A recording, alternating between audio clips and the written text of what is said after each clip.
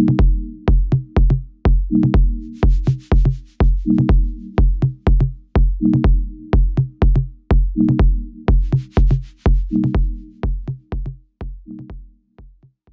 thank you everyone for joining us this evening to hear about the African Women in Conservation Initiative.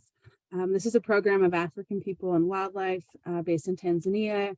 You might also hear us say TPW, which stands for Tanzania People and Wildlife, which is our sister organization working on the ground. Today, I'm excited to introduce you to two of our team members, Prisca Urio, who is our gender specialist, and Yamat Lengai, who is our monitoring, evaluation, learning, and adaptation officer. We'll kick things off with Yamat. She'll tell you a little bit more about herself, but I wanted to mention and celebrate that she was recently named a Conservation Nation Fellow, celebrating her work with big cat conservation in the Maasai community. She's actually from a village just outside Tarangire National Park in Tanzania, and which is also home to our headquarters called the Noloholo Environmental Center. She likes to call herself a conservationist by nature, having grown up in an area rich with wildlife and, you know, a culture that values livestock so much. You know, it's a community that has coexisted with wildlife for a very long time, and I think that has definitely influenced her work today. So I will turn it over to Yamat to get us started. Thank you, Katie. Thank you very much for a good introduction. Here from Tanzania. For those people, I have been introducing myself before, but I'm here in Tanzania from Arusha region. And I'm going to start with the overview and about our organization, African People and Wildlife. It is the non-governmental organizations that find the balance between people and nature through effective conservation action, applied science, and collective impact. As I have introduced you about African People and Wildlife, that is an organization that finds the balance between human and wildlife. We have these three aspects that APW focuses on, that we ensure the well-being of all, that is human well-being, wildlife abundance, environmental resilience. And in history, the organizations, most of the conservation organizations focused much in wildlife only. But as for now, as TPW, we focus with three of these aspects, that's human well-being, wildlife abundance, environment. I can talk about example of one of our programs that focuses much on these three aspects, that is human and wildlife conflict. It is one of our programs that protects, we build living wall. It is a fencing boma that protects livestock from the boma, and also prevents wildlife from killed. And also with that boma, we plant a lot of trees, a plenty of trees. So that is a good example for our program that ensure the well-being of all aspects. And Katie, can you go to another slide?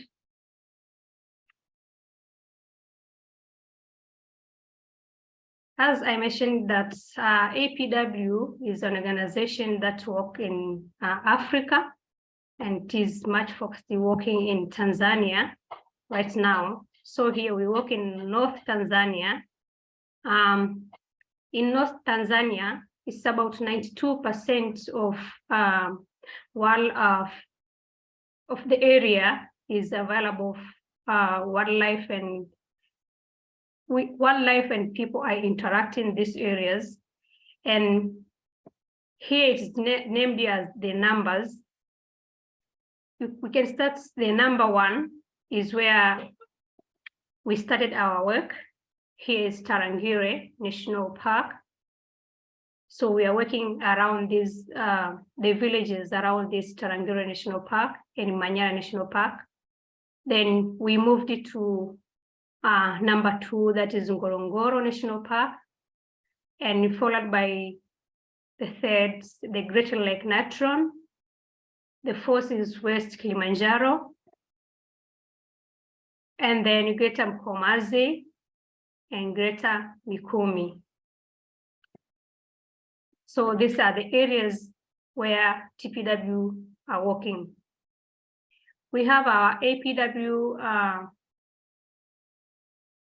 APW core strategies for holistic conservation. These are the strategies, and from each of these we have programs. Strengthening natural resource stewardship. We have youth education program that is mostly the youth and the kids from primary school and secondary schools. And we have this developing conservation enterprise.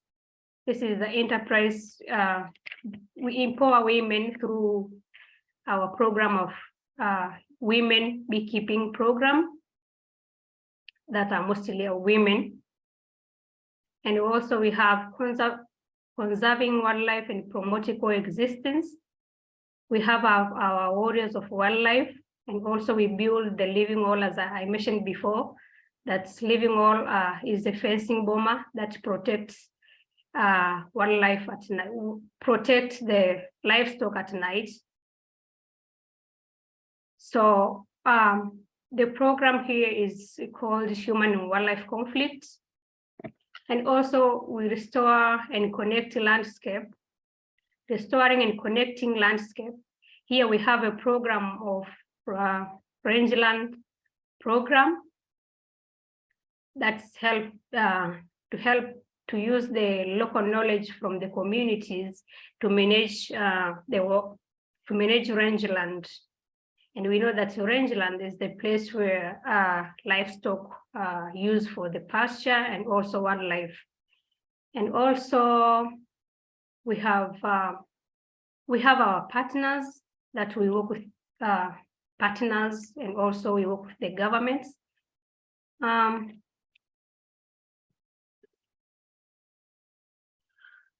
to another slide. And also, as Katie mentioned before, I am in monitoring, evaluation, learning, adaptation program.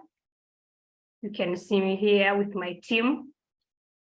And as Mela, we don't have our own program or our own departments, but we do monitoring and evaluate the effectiveness of our programs, which I have mentioned before. That's women beekeeping, human and wildlife conflicts, rangelands, and youth education. And also we provide a recommendation to each program team to help the program their program moving forward. My roles here is to help designing evaluations and surveys, and making sure that the data protocols of all programs are being followed by all program officers. I also conduct some of the evaluation to know effective of the program. And I've said before that I'm in Arusha, Longido district here. We were just, I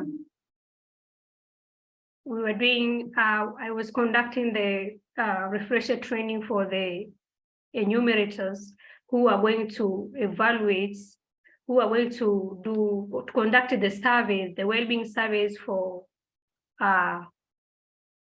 human well-being. So it's the survey of well-being. And African people and wildlife knows that women and girls are uniquely skilled and positioned to be driven with change by elevating women and girls as conservation champions and helping to build their livelihoods, self-confidence, and knowledge, we create a ripple effect that benefits communities, economics, and the ecosystem. So before I hand this to Prisca, as African people and wildlife empower more women and girls because that they're driven for change. Thank you very much and welcome to Prisca to continue. Or if there is any questions for me, thank you. Thank you so much, Yamat. Before I proceed, hello everyone. My name is Prisca Urio. I'm a gender specialist for the African People and Wildlife based in Tanzania. And I'm glad to take part in this conversation about conservation. And I'm passionate about uplifting the lives of the minority in the community, but also I have developed a passion for conservation. My passion led me to specialize in gender studies and development so that I can take part in speaking for the voiceless and bringing the changes that I desire to see in my community, and also the changes that I want to see in my continent and in the world at large. So before I proceed, let me tell you a little bit about of my story. I was born and grew up in an urban area in Dar es Salaam. And when I was young, my mom didn't allow me to go out and play with other children. I had to stay home, assist with domestic activities, and also to take time. I had time for private studies. I wasn't feeling good about that as a kid. So when mom went out to work, I was cheating and go quickly to play. I didn't know why my mom denied me access to play with other children. But as I was growing up, I understood the reason for the denial. As you can imagine, and as some of you know, in an African context, it's normal for neighbors to visit one another, especially in those days that I grew up. The situation for me was different when now mom was denying me to go out play with my colleagues. So I learned that my mom was not impressed by the treatment of the girls by the community and the neighbors, those parents. We were surrounded by coastal people whose culture and norms were different from ours. Education for a girl child wasn't a priority, and the majority of them were not completing even a primary school level. They were facing the challenge of early pregnancies and early marriages, which was stimulated by cultural practices like the informal teachings about marriage handling at a very tender age. I remember upon completion of the teachings, there were ceremonies attended by adult men and adult women to celebrate those girls. And that was also an opportunity for the men to choose wives among those girls that were attending the teachings. And actually, that was the reason that my mom didn't want me to go out, learn about those culture, traditions, and practices from the neighborhood.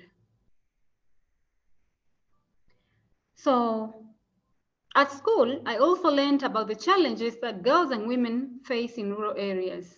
They had a slight difference, but they were same in the aspect that girls in both rural and urban areas were denied the right, like the right to education, which might lead to the denial of many more rights. I believe that if a girl is denied a right to education, it can lead to denial of many more rights.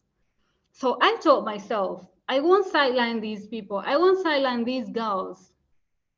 I need to ensure that I fight for the rights of girls and women. I need to ensure that I speak for them to end these cultural practices and norms that are tending to be a barrier for them to attend or to get their rights. So in our community, especially in the rural areas like the Maasai community where we work, women and girls are the most marginalized groups. They lack the power to decision making at every angle, and this is from the household level to the community level. They do not own productive resources, and their participation in the public sphere is very limited. They are not in leadership positions. They are denied access to education. And this is because of some outdated cultural and traditional practices and the patriarchal system in our community. There are some sectors up to now in Tanzania, in Africa, that have a limited amount of women representation in leadership positions. And for example, the conservation sector in our country has not yet got enough women in power. This is again because of the same community perception, but also just believing that that is a role of men. So that sector is male dominated. So back in 2021, African People and Wildlife had to pilot the African Women in Conservation Internship Initiative, which offered a platform for African girls to learn about conservation and take part in educating women and school children about conservation. So all of those interns, which were recruited in 2021, are now employed in the conservation sector. So African Women in Conservation Initiative is a mentorship program for aspiring local women to sharpen their skills and utilize the acquired knowledge about conservation that they learn at school. We know that they get theoretical knowledge at school, but now they don't get a place to practice those skills and the knowledge that they have acquired, because everybody wants an experienced person. So now we offer a platform for them to learn, for them to be experienced in the field. So they get an opportunity to learn from experienced conservation practitioners, and also they get an exposure to the field, so they practice what they have learned. So we have relaunched this program, and we have so far recruited 4 women interns, and we'll be recruiting new interns every 3 months to give a wider platform for women to practically engage in conservation. This program has created a partnership with like-minded organizations where our interns will be placed for more experience gaining and also offer their skills and knowledge while attached to those organizations. So the internship graduation to us means a new beginning in becoming members of the Noloholo Women in Conservation Hub. Noloholo is a place where we are situated. We are situated at Lobo Siret, as Yamat has mentioned, in Simanjiro, but that specific area is called Noloholo. So this is a network that we are working to formalize that offers coaching and mentoring to these girls in this field of conservation. So our program staff and other experts support these girls in growing and excelling in conservation sector.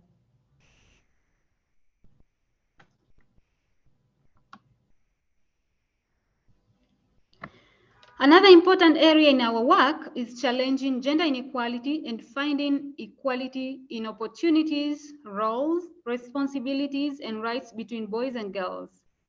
We have introduced the girls' clubs in 10 schools to pilot. So this aims to create awareness among the girls on their rights and help them to build a self-esteem and confidence. Yamat has mentioned a little bit about that. So we believe in creating a good foundation for these future women leaders. So if we want to engage them in conservation, the right time is now. The right time is when they are ready to learn. So at the very tender age, we engage them from grade 4, when they're in grade 4 to completion of primary education. We go them to when they are in secondary education, both ordinary level and advanced level. And also we have clubs in universities, and we have also scholars in those universities.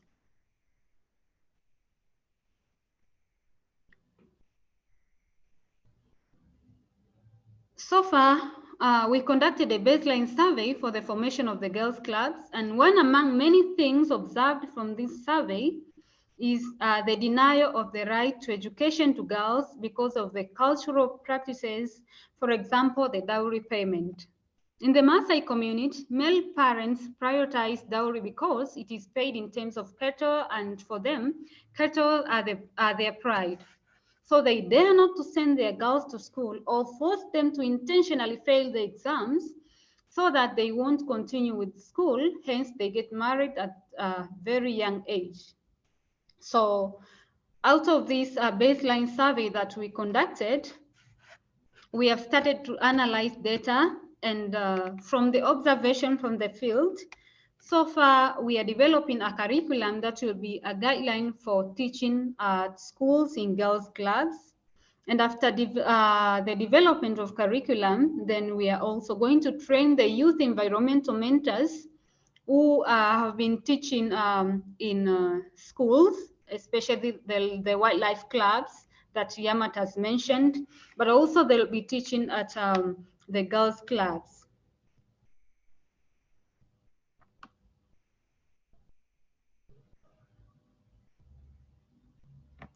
In promoting gender equity in our work, we put the participation of women, people with disabilities, girls and boys into our programs. And we understand that special mechanisms needs to be taken into consideration in empowering women financially, socially, and even politically.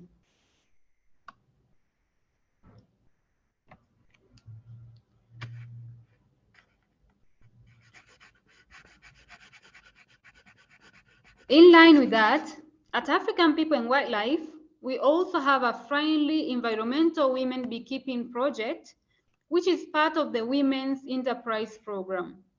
And we believe that if a woman is financially stable, she can acquire other rights like taking part in decision-making processes, owning resources, and many more.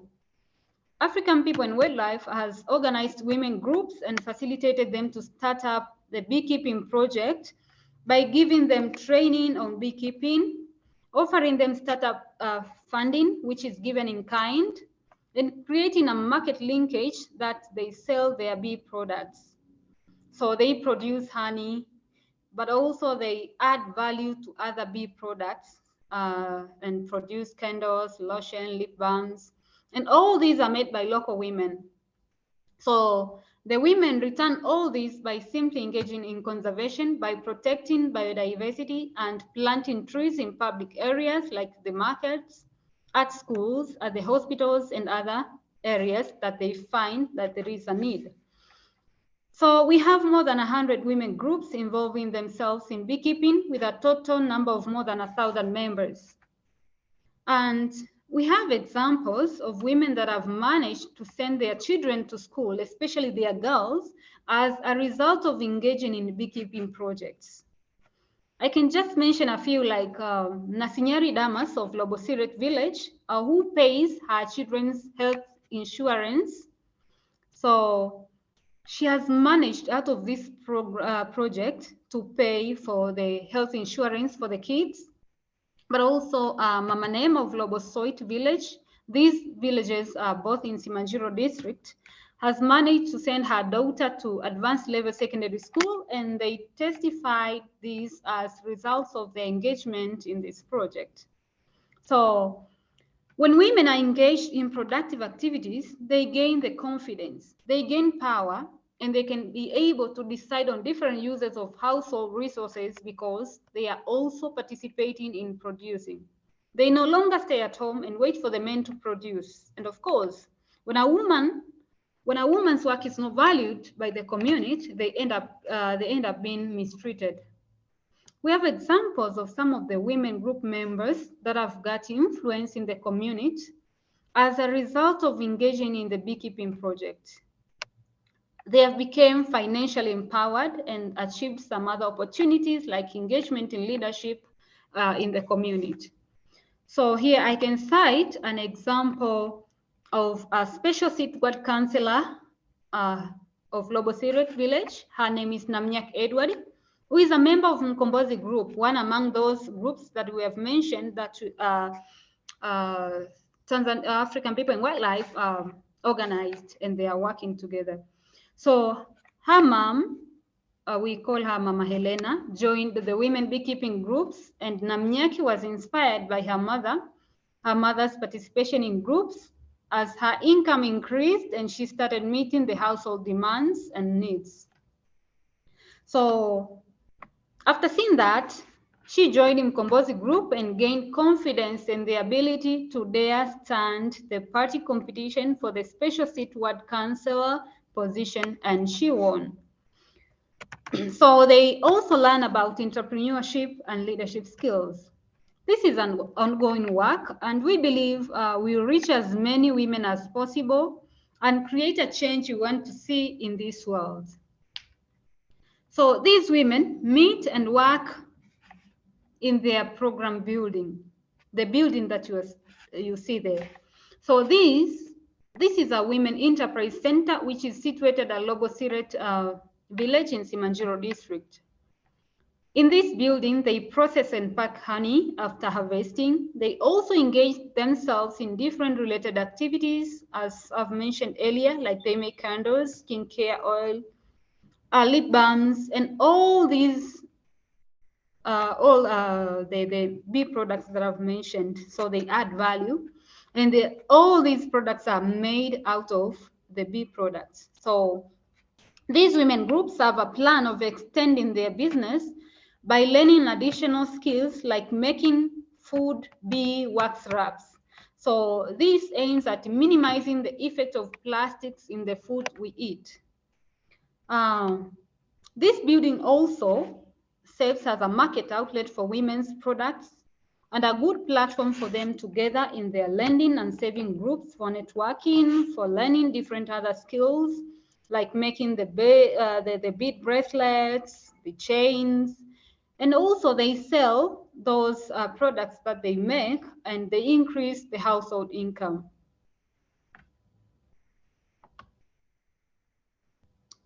Katie?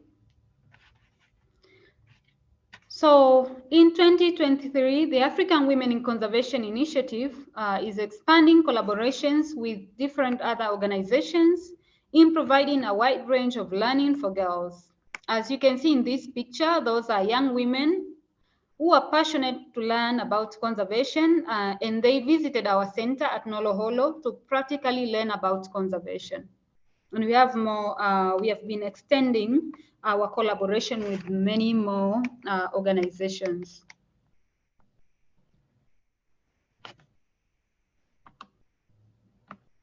So African People and Wildlife, in collaboration with the College of African Wildlife Management, has conducted research on the engagement of women in wildlife conservation in Tanzania. The publication for this research will be out in March, so we are yet to publish. But so far, I can say that research came to underline the fact that there are a very minimal number of women engaging in conservation, especially in the leadership positions. It's quite interesting that the male respondents in this study were perceiving things to be very normal, like the majority didn't see a gap because they felt it's normal for the sector to be dominated by male. The female respondents were more likely to say things were not okay. They noticed the gap and they wanted changes. This is to say that our interventions under the African Women in Conservation Initiative would have to build awareness to men to realize the gap and the necessity of women being involved in the conservation sector. So in our work, we are not going to sideline men. We are going to work with men. So we believe that the empowerment of women doesn't involve only women. It also involves men. It involves the whole community. The whole community to know the dynamics, to know the challenges, and also to know their responsibilities and the roles that they can take to ensure that they change the situation. Also knowing why should we change the situation.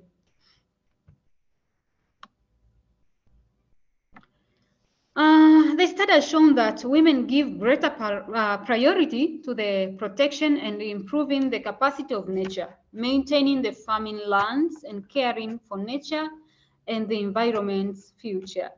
As far as biodiversity is closely connected to development, to access resources, income generating activities, food and essential household products, then it's important for women to take part. So as you can see here, this woman, she is now telling, it is one among those group members, and she's telling how they have been living, how they have been coexisting with the wildlife. And she's still having hope that the situation will be more better. The situation won't change to the extent that maybe they can no longer coexist. So the future is inspiring. The future is for us all to take action to make sure that we work to empower women, we work to make women engaged and involved in the conservation sector. It's all our responsibilities to make sure that we take care of the Mother Earth. Thank you so much for listening.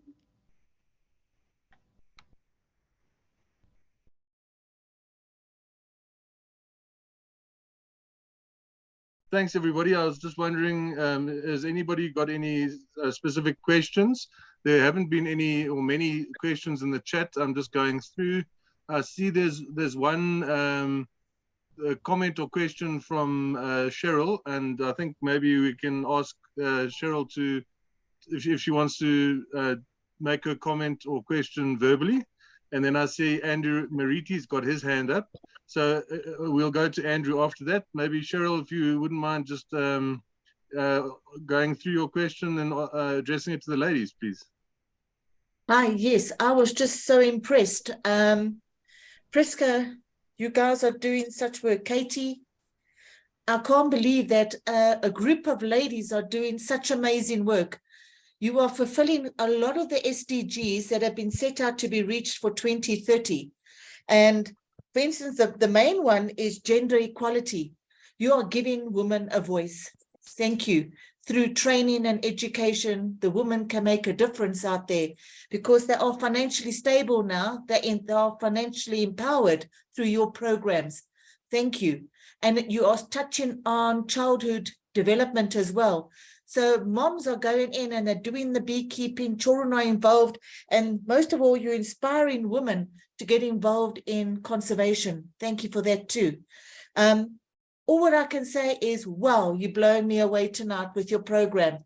I am so, so impressed. And I hope my students have taken this in because I think women can make a difference. I'm not saying men can't, but you are empowering women to actually go out there and put both feet on the ground and make the difference, because in the long run, it is empowering SDG 1 and SDG 2. Sorry, that is no poverty and also no hunger. So through your programs, you are making a huge difference. Thank you. Just a comment. Sorry, Martin. No, thank you, Cheryl. Appreciate your comment. I knew you would be full of passion, so I wanted you to talk and not have to read what you had written. So thank you for that. Andrew, I'm going to ask you to unmute, please.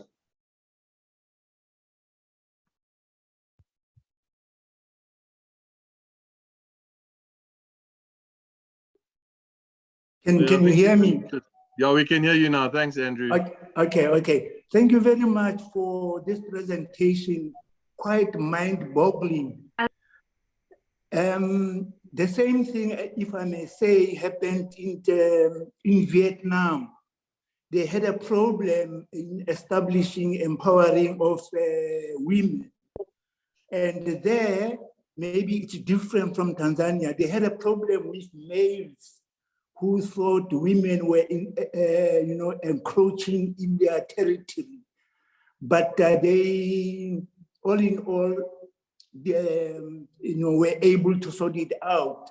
But now what I'm saying is, or want to say is, they involved much of the government to assist them into sorting out, any differences that might have had cropped up. So, is this program in Tanzania also supported by the government there, besides any other NGOs?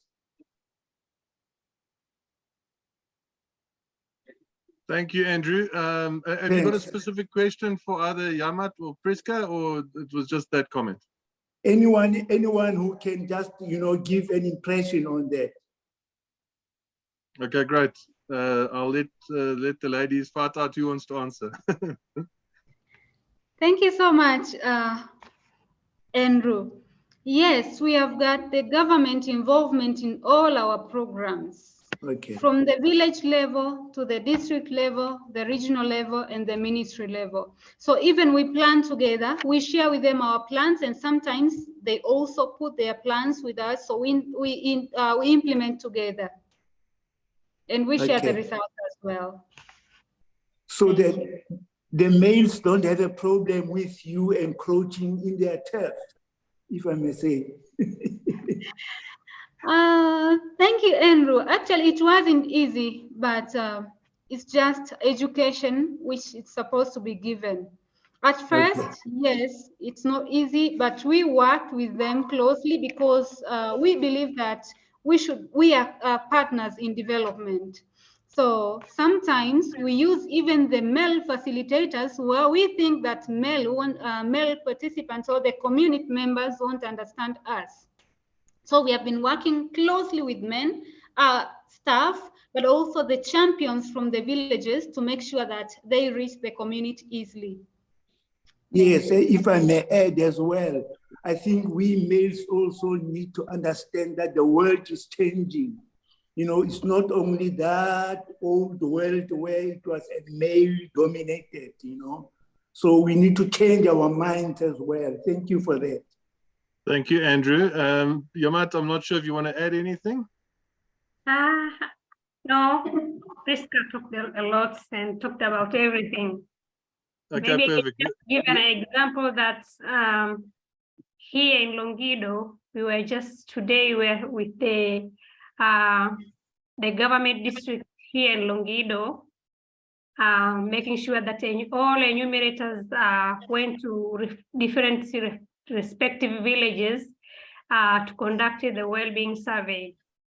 Okay, then there's a question in the chat that I'm just reading here. There's no other hands up at the moment. So someone, Tandeka Mashazi, is asking us, do we have such programs in South Africa? So I think Tanzania has actually raised the bar and showing us how to do it. And we need to ask the South Africans that question, or maybe Katie, maybe if you can answer, do you guys have programs in South Africa similar to what we've learned about this evening?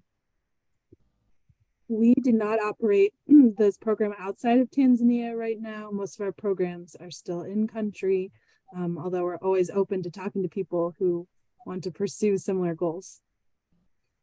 Okay, awesome. So I think this has been laid down the gauntlet for us, or put the challenge to our ladies. And please, ladies, let's take it up and let's do the same challenge. And thank you for the question there, Tandeka. Just checking through, there's lots of praise and thanks from many people for the talk and encouraging you on all the work that you've been doing.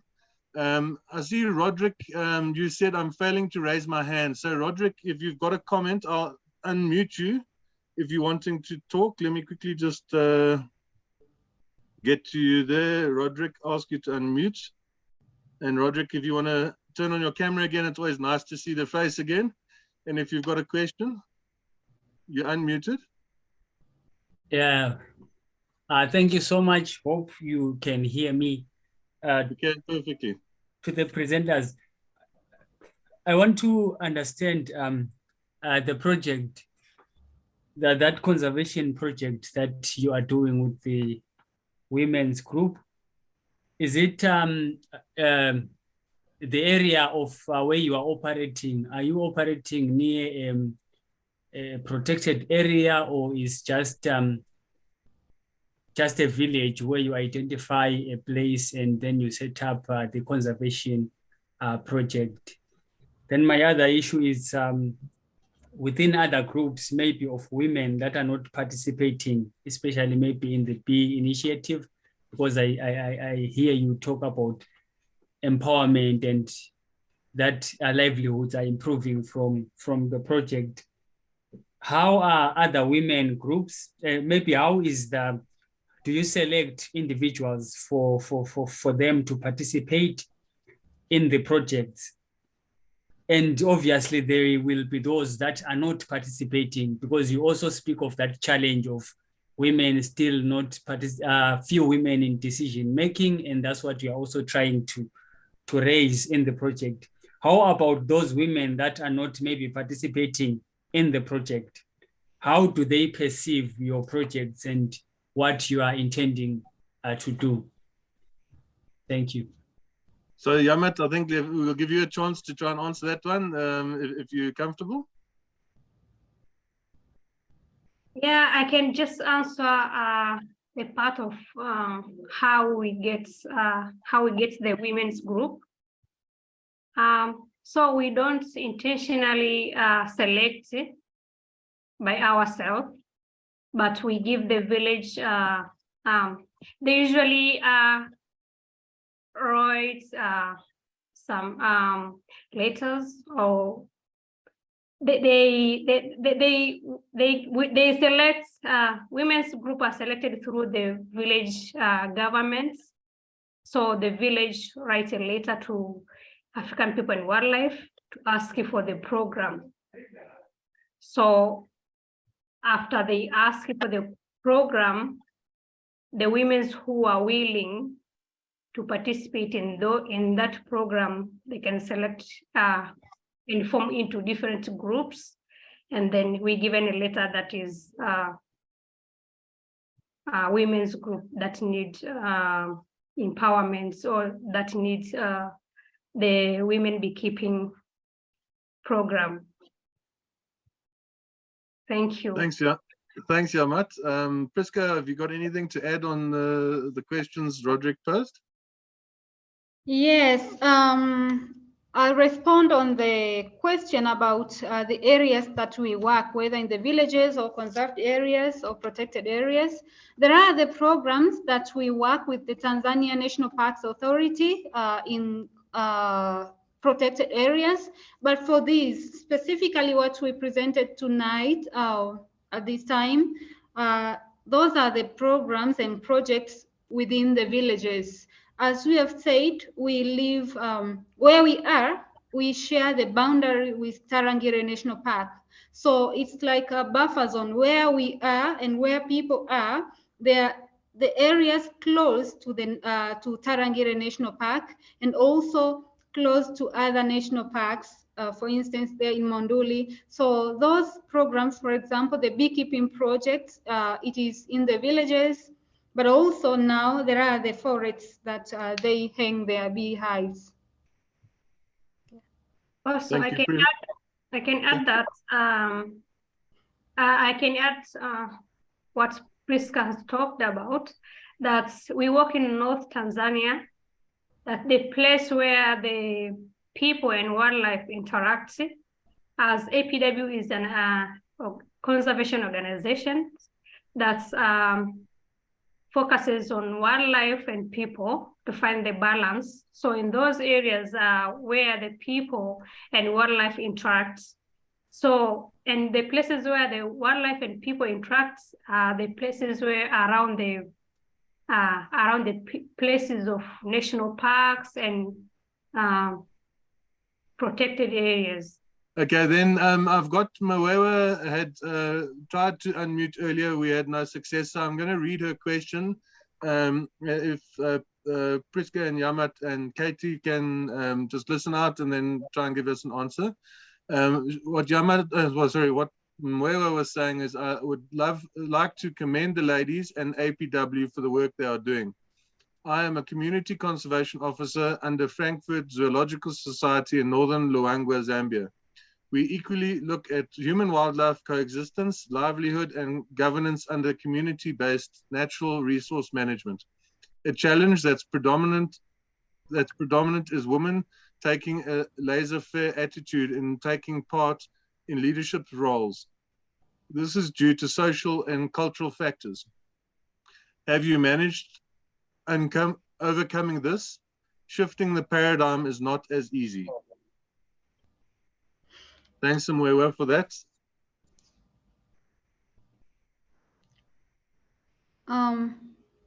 Maybe I respond to that. Thank you so much, Mwewa, for your question. Actually, as you have mentioned, yes, it's not easy. It's not easy, but this is a work in progress. And that's why still I am saying that we do not have enough women in power. We do not have enough women in leadership positions. It is because of resistance, which sometimes it's because of ignorance. So the important thing that we have to do is to let them know that it is their right and they can do it. So something that we have learned in this process, actually, there are the things that they take for granted, like, and even men take for granted, like, okay, this is how it has been. But now we go tell them, we can change the situation. This is dynamic. We can do something, and you are capable of doing it. And also letting men know that women can do it, and trust in building the trust to women. So we have seen changes, though we haven't reached to a certain position that we can say now we have enough women in these positions. No. Still, we have few women in these positions, but we are working to make sure that we educate them and we give them an opportunity. And also we ask them to take, to make sure that they fight for their rights. Because sometimes you cannot just, we let them know that they just don't have to sit and wait for something, for a bread to be brought on their table. They should work for it. They should be confident, and they should know that they can do it. So when they trust themselves, then at least we have been seeing changes. Also, there are women who inspire others. So they have been inspired by other women. For example, in Maasai community, where women leaders are not many, but when they see a certain woman has become a leader and she's doing good, then she becomes an inspirational to other women to know that, okay, if somebody has managed doing that, I can also do that. And also we encourage them to learn from one another. Thank you. Thank you. Thank you, Prisca. And Katie or Yamat, you want to add? Yes, I can give an example of that. In my village where I grew, I'm like a role model now that I work as a conservationist. And then the girls who started one class and the people around my community there, they can see me that I'm working as a conservationist to help my community. So everyone looks me as a role model in our area. Well done, and you must be very proud. Well done. Yes. Okay, I've got a comment from Jacobo Fernanda. Unfortunately, he seems to have dialed off, so I'll read out his question. He just wants to say congratulations for that outstanding presentation to both of you, Prisca and Yamat. I noticed that you work with girls who are in school. I would like to know up to what grade you work with these girls. And after they graduate from school, does the program do any follow-up after they graduate? Will they be on their own? Thank you so much. We start working with the girls, and here, let me be precise, not only the girls, we have the wildlife clubs and we have the girls clubs. So for both, we start from grade 4. And to support one another, the members of the girls club are also members of the wildlife clubs, because we just came out that girls mostly like to be in girls clubs, but also so as to create that equality in learning, to ensure that also boys learn about what some of the things that girls learn in the wildlife and conservation at large. Then we have also the wildlife clubs, and so from grade 4 we engage them to when they graduate at primary school level. Also we start with the grade form 1 or secondary school level up to Form 6, which is the highest level in secondary school or an advanced level. And also at the college, we also work with them. And there are groups. There are groups in social networks like WhatsApp groups for those scholars. We also offer them scholarships, not all of them, but those who are doing good. So there are social network groups, but also there is this network that we are working to formalize, though that is specifically for the girls, to ensure that we, the staff of African People and Wildlife and other conservation practitioners, offer them coaching and mentoring to ensure that they gain the skills, to ensure that they get the support to grow in this conservation sector. So we don't leave them, we continue working with them. And also we have been creating networks, we have been extending the collaborations to ensure that they also get to learn from the other like-minded organizations so that they still expand their knowledge and skills. Thank you. Thanks, Prisca. Okay, I've got another question that Valerie asked, and I think you've touched on it now in your answer to Jacobo, but I'll just ask, will you elaborate more on the girls' clubs and their activities? So I think you've discussed the ages of the kids and whatever, but maybe if you want to add a bit more on the actual activities that they are able to get involved with. Thank you so much. Firstly, they learn about reproductive health, leadership, the women's rights, the human rights, about gender, but also they engage, or they'll be engaging in summer camps like the Wildlife Club members, but also park trips. When they are in the holidays, then they get an opportunity to visit the nearest national park, so that they also learn by seeing. When we tell them it's important to conserve our environment and the wild animals, then they see those wild animals, they learn. When they see the tourists there, they say, okay, it's important because we are also going to see them and the tourists are going to see them. We get the foreign currents. So they learn by also doing, they learn by seeing through different activities. So they also come at Noloholo for summer camps and learn. So they stay there for a couple of weeks to learn from one another, to learn from the teachers who are mostly the staff of African People and Wildlife. So also they get an opportunity to go to learn from others. And this is something that we have also discussed with one of our partner, the Girl Foundation of Tanzania, that our girls will be going to learn from their girls and their girls also will be learning from ours. So it's kind of a peer-to-peer learning. Thank you. Awesome. Thanks, Prisca. I just wanted to, I'd mentioned earlier, I'd asked the question earlier about the South African equivalent, for want of a better word. And Johan had mentioned that Llewellyn, I think it's Llewellyn from Bush Babies, runs an excellent education program. And they've recently started a new type of bush camp groups called Bush Grannies and their granddaughters, which sounds very exciting.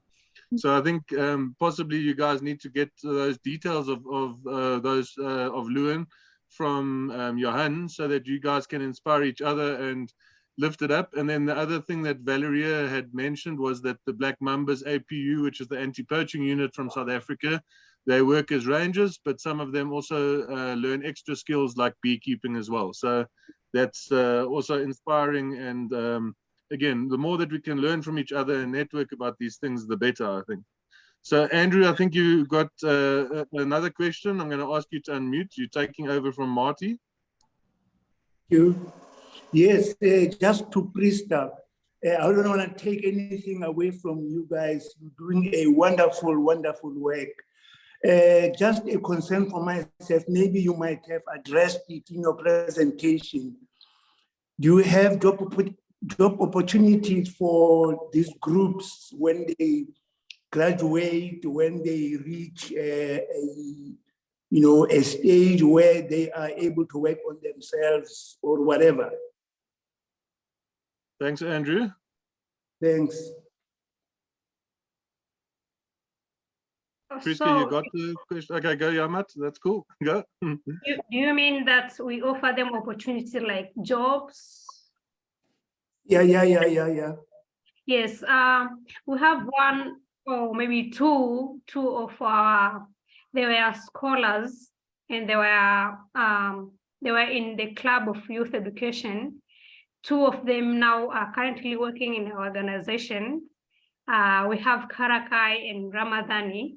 They were started when they were primary school. They started being the club members, and then after that they got a scholarship from our organization, and then they came back to work, and they are from that around that communities, and they are now working in African people and wildlife. Yeah, okay. Because you see why I'm asking, I was thinking Tanzania, Zambia, all those places there are rich in wildlife. And I don't think they have started the program that you are doing. They have started already. So I was thinking some of the, students that you have, given education to might be given to those countries to go and start, all those, the whole program with them as well. Thanks. If you Thanks, don't Andrew. have enough, if you don't have enough to absorb them, that is. Thanks, Andrew. I think it's a good suggestion. We should make a franchise across Africa. Cool. Thank you, Andrew. I saw Lewin had come in or had put up her hand or his hand. I'm not too sure. Sorry, I'm not familiar with the name or the person. So I'm going to ask Lewin to unmute and tell me how to pronounce her name. I'm a she, and my name is pronounced Lee Wayne. Lee Wayne, sorry yeah. about that. Sorry about that. No problem, Marty. Yeah, I wanted to say that, it was a very great presentation, ladies, although I got it halfway there. But then, I'm more than happy to assist. I saw Valeria is also here, so she also commented on the group. So like he mentioned, the Black Mambas, those are our sister program. So we work closely with them, and we'd be more than happy to share with you guys. Awesome. Thanks, Lee Wayne. And thanks for the lesson on pronunciation as well. I think, it would also be remiss of me to not specifically mention Cheryl Ogilvie and her eco clubs that she has going on down at Nduma and spreading far and wide, I think, into Mozambique and anywhere that she can get her hands on. So thanks. We aren't without our own stars in South Africa. And I think, the more that we can cross-pollinate and network, the better for all of us. Cheryl, I don't know if you should be brave enough to unmute yourself and ask your next question, please. Hi. Yes, I've been running a community project for 24 years, and I also run eco clubs, bird squads.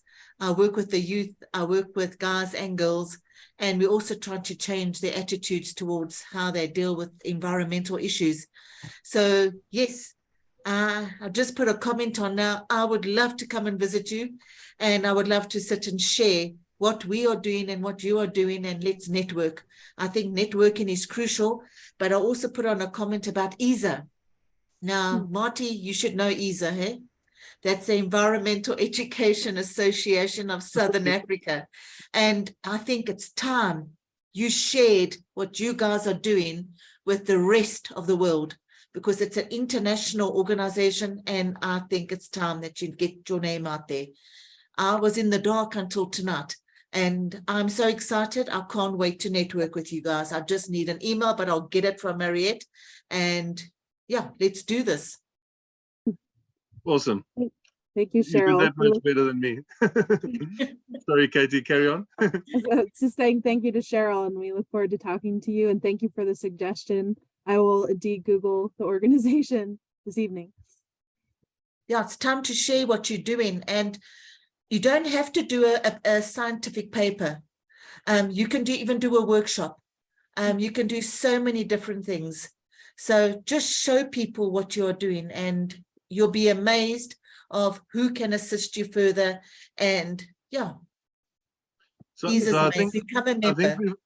I think before you guys have your network meeting, there's a talk that Cheryl had previously done and shown us lots of cool costumes and puppets and all the work that she does. So I think you guys can watch that talk, Prisca and Yamat, on the LCA Unlocking Nature YouTube channel, and get all that information in, and then you guys will have a productive chat further. Yeah, thank you. Awesome. I don't know if I've missed any other chats, any other comments. I think feel free, guys, please put up your hands. If you don't know how to put up hands, there's a reaction toolbar at the bottom. If you just move your mouse down to the bottom of your screen, and then it'll come up with reactions, and then there's a raise your hand. I should have asked you that or told you that at the beginning.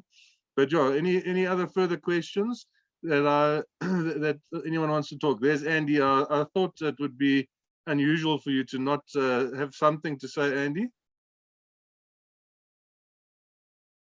Cool, thanks, Marty. Yes, it's me again. And ladies, thank you very much for a brilliant talk. It's just echo everybody else's praise for the work you're doing. It's fantastic.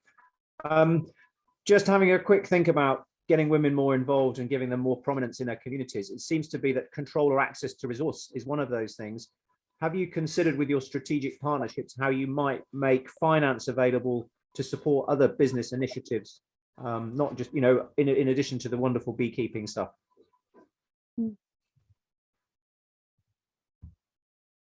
Prisca, is that something you can speak to with women's enterprise? Yes, so far we are doing the beekeeping, but also we are looking on how we can expand into different other projects. So yes, it's something that we haven't launched yet, but we have been brainstorming, and we came up with some projects. Like we have been we thought of those women engaging in protecting, for instance, there is human-wildlife conflict, and we saw now how can these women also take part in this. So we thought of the idea of them engaging in producing the chili that they make, chili bombs to fight the elephants. So that is something which actually soon we'll be implementing. So it will be led by women, but also on rangeland, we also thought on how to involve women, because we saw there are opportunities for women also to manage the rangeland. So women now have entered in rangeland management at the village level. So we are also working to expand that work. Cool, thanks, Andy. And then I hope you didn't answer in last week's meeting because I wasn't on, but maybe you can give us a quick feedback on your MP discussion. Oh, are you sure? I fired a big letter around to some of the gang. Well, positive and friendly, and I took some cake, which is probably not very often they get that when we go in. But I found, what was it? Lack of sense of urgency. Didn't really get those sort of wider links because it was after our global boundaries talk. They didn't get that wider context. Didn't really get that, we need to perhaps frame the argument as not just climate change, but a wider existential threat that Biden called it the other day, and very reluctant to even hold a sign criticizing an oil company. I think it was, on the heels of Shell having its bumper profits and the rest of them recently. I mean, that money there would pay for more than, so much good. And it's a very slow process. I mean, but the one thing I did take away was how lucky am I in a democracy to be able to talk to my MP and, have her go and represent me at Parliament peacefully and in a friendly way. But she was on side, but, don't wait for the government to fix the problem. Send her the link from the recordings and keep bashing on her door. Thank you. Yeah, definitely. No, got some. Yeah, there's some good stuff we're working with Christian Aid on and all that at the moment from our little village community. So hopefully we'll get a debate in Parliament about the UK's role in mobilising finance for loss and damage, adaptation, and all that stuff. So we're chipping away. Thanks, Sorry, Andy, for the completely feedback. away from the topic, but Yeah, sorry to put you on the spot. No, it's cool. Cheers. Bye-bye. Thanks, man. Great. I don't see any other questions in the chat. I hope I haven't missed any. If I have, I'm making people brave and bold to speak out, especially if you're a woman. You're not allowed to sit in the corners being quiet, please.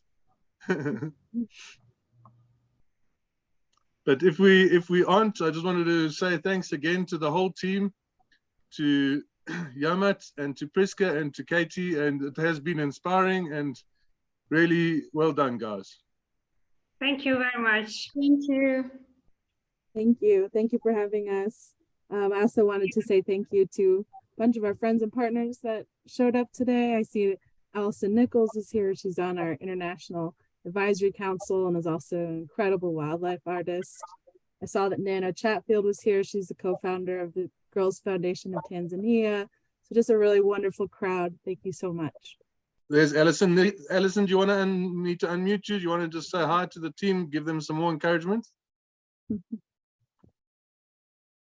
Hello. Yes. No, that's great. I've actually visited APW, I don't know, maybe 4 times now, and been supporting them for years. And if I don't think I need to persuade anyone who heard the presentation, but they're doing phenomenal work and getting the word out, you know, across the whole country and even into Kenya now, I believe, and some other places. So yeah, I would definitely encourage everyone to support APW and all their work. Thank you. Awesome. Thanks, Alison.